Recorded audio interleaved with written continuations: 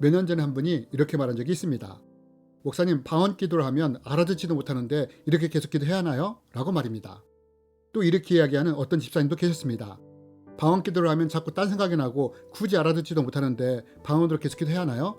차라리 이럴 바에는 우리말로 기도하는 것이 더 낫지 않습니까? 라고 말입니다. 여러분은 이에 대해서 어떻게 생각하십니까? 사실 방언에 대해 이런 생각을 가진 분들이 꽤 있습니다. 그래서 처음에는 방언으로 열심히 기도하지만 나중에는 더 이상 방언으로 기도하지 않기도 합니다.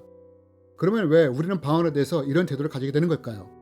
그것은 성령님이 왜 우리에게 방언을 주시는지 그 이유와 목적을 잘 모르기 때문입니다. 이것을 모르기에 중도의 방언을 포기하기도 하고 무가치한 것으로 치부해버리기도 하는 것입니다.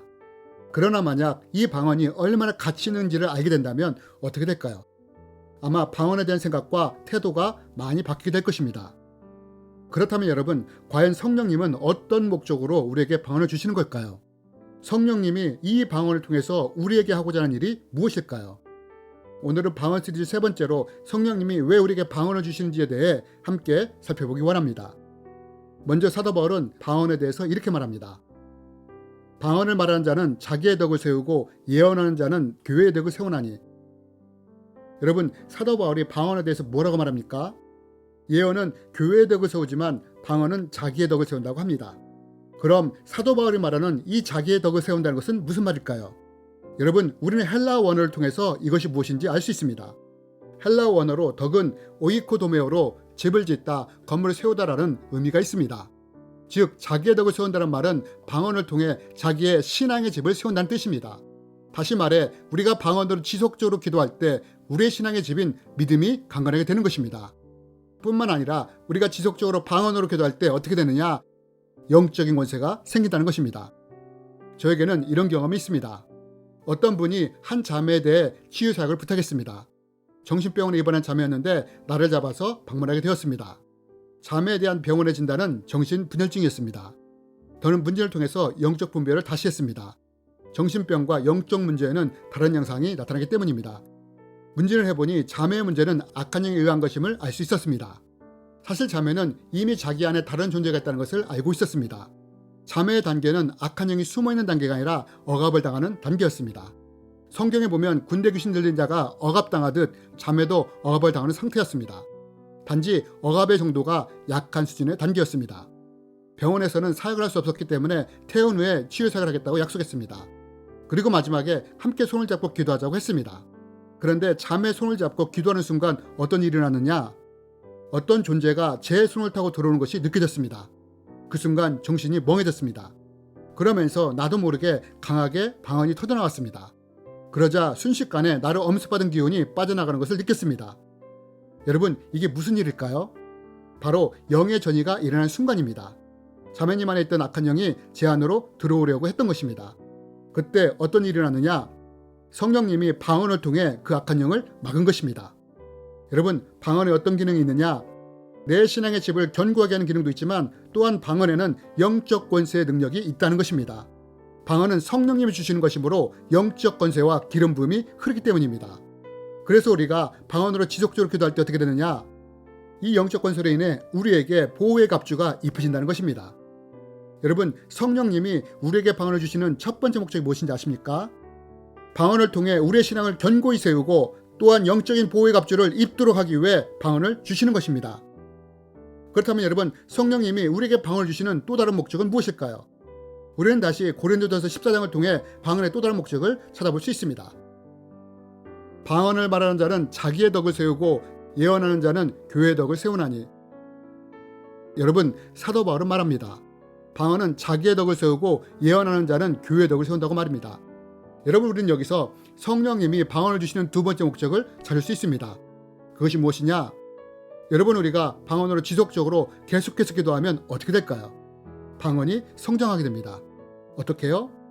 처음에는 날라라 방언으로 시작하지만 이것이 언어 방언으로, 능력 방언으로, 새노래 방언으로, 그리고 방언 동변과 예언의 단계로까지 성장하게 됩니다. 이때부터 우리는 교회와 사람들에게 덕을 세우게 되는 것입니다. 여러분, 우리가 처음에 방언할 때는 자기의 덕을 세우기 위해서 합니다. 하지만 우리의 방언이 성장하여 방언 통변과 예언의 단계까지 이르게 된다면 이때부터는 교회의 덕을 세우기 시작한다는 것입니다. 즉 교회의 신앙의 집을 견고히 세우는 역할을 한다는 것입니다. 여러분, 이것이 성령님이 우리에게 방언을 주시는 두 번째 목적입니다. 방언을 통해 자신의 덕을 세우는 사람이 될 뿐 아니라 성장하여 다른 사람과 교회에 덕을 세우도록 하기 위해 방언을 주시는 것입니다. 그렇다면 세 번째로 성령님이 우리에게 방언을 주시는 이유는 무엇일까요? 사도 바울은 말합니다.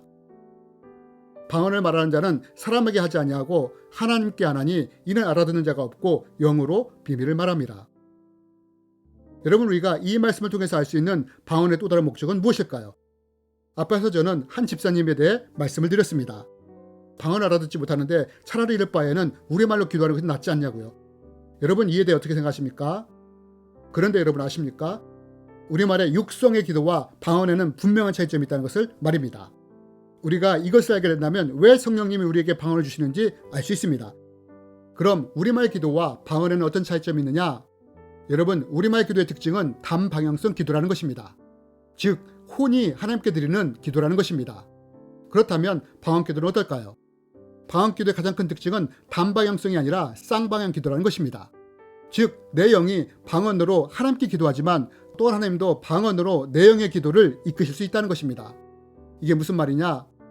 얼마 전에 기도의 부담감이 강하게 왔습니다. 그래서 기도처에서 강력하게 방언으로 기도했습니다. 방언으로 기도했기에 무슨 기도인지 알 수 없었습니다. 다만 기도하면서 내가 지금 어느 나라를 위해 기도하고 있구나 라는 느낌이 들었습니다. 그런데 그 나라는 내가 전혀 관심 없는 나라였고 그 나라 상황도 전혀 몰랐습니다. 그냥 방언으로 기도하면서 내가 그 나라를 위해 기도하고 있다는 감동이 온 것입니다. 그리고 기도 후에 잊어버렸습니다. 그런데 며칠 후에 뉴스를 통해서 그 나라의 큰 사건이라는 것을 알았습니다.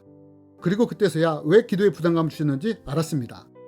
그렇다면 여러분, 하나님은 누구에게 이런 기도의 부담감을 주셨을까요? 내 혼에게 주셨을까요? 아니면 영에게 주셨을까요? 바로 영에게 주셨다는 것입니다.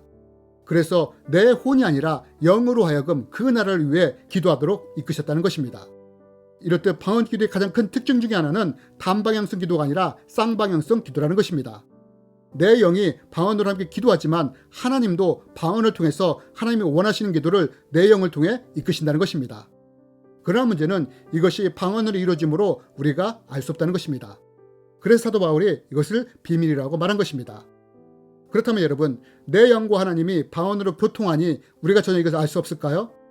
꼭 그렇지는 않습니다. 완전히 알 수는 없지만 그렇다고 전혀 모르는 것은 아닙니다. 그럼 하나님과 내 영 사이에 방언으로 교통하는 비밀의 내용이 무엇일까요? 여러분, 우리는 마가다락방에서 성령님이 강림하실 때 방언이 임한 사건을 알고 있습니다. 그때 마가의 다락방에 모였던 사람들은 자신들의 방언을 알아듣지 못했습니다.